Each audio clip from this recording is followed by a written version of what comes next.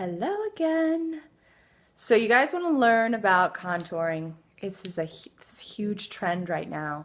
It's all over the place, and I've watched a lot of videos on it, and there's some really great ones out there. Everybody has a different way of doing it.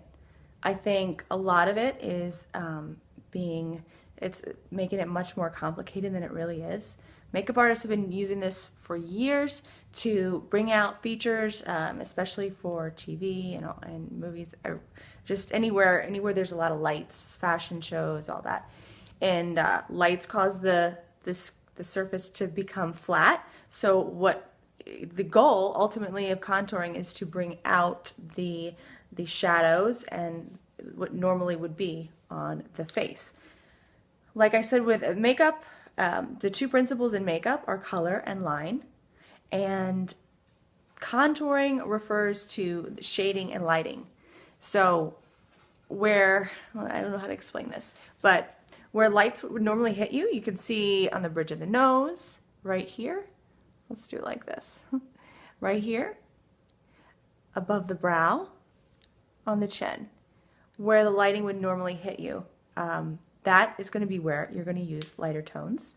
And then when you want to create more cheekbones, bring up your cheekbones, and if you want to make your face appear thinner, then you're going to use the dark colors. Like I said I think I was talking about eyeshadow.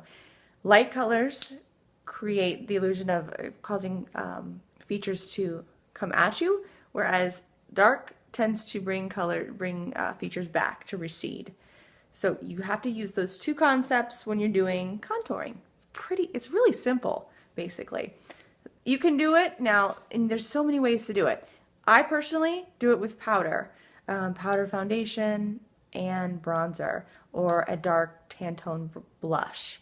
That's all you really need. I've seen a lot of people do it with foundations and all this other stuff, like all these other steps, and that's like so complicated for me. It's just too much. I don't think maybe you do need it. I don't know. I don't need it. And to begin, this is a basic video. Don't do that. You're gonna get way confused. So start with your moisturizer. Put a primer on. Use whatever foundation or BB cream or CC cream or DD cream you want to use, and then set it with a powder. Then you can go in and start to contour. So this is what I do. I'll show you what I do. I'll use a powder foundation. This is MAC. I think it's like NC15. I'd probably use like a C2 or NC20 or something like that for me. Normally I'm about a C3 or C4, so it's a shade or two lighter than my normal skin tone or the normal foundation that I use. And with this color, this light color, it looks really light in this. It's really not that light. But anyway, I would put this around here. Little triangles. Okay? Right here, you can take a brush and go from the end of your lip, corner of your lip, to the top of your ear. That's where your dark color is going to go. That's where your bronzer or whatever else you're going to use to shade in the cheekbone to create that hollowed out cheekbone look. That's where you're going to put the dark. So a little bit above it, right here, right like that, you're going to use your light color. Same, both sides. You can also put it down the bridge of your nose, and also like right above the brow to create the illusion of high brow look. You can also put a little bit on the chin, just where the light would normally hit you. Now with the dark tone, you can use a bronzer. Let's see, I dropped my makeup case and all of my favorite bronzers shattered into a million pieces, so that sucks. But I've got tons of makeup, so good thing. Anyway, you can use a darker blush, like a tan tone. Tan tone actually from MAC, I don't even know if they still make it, but that was my favorite contouring color of all time. And mine's in a million pieces right now, so hopefully they still make it. You can also use just anything that is neutral, probably a little bit warm toned blush, bronzer.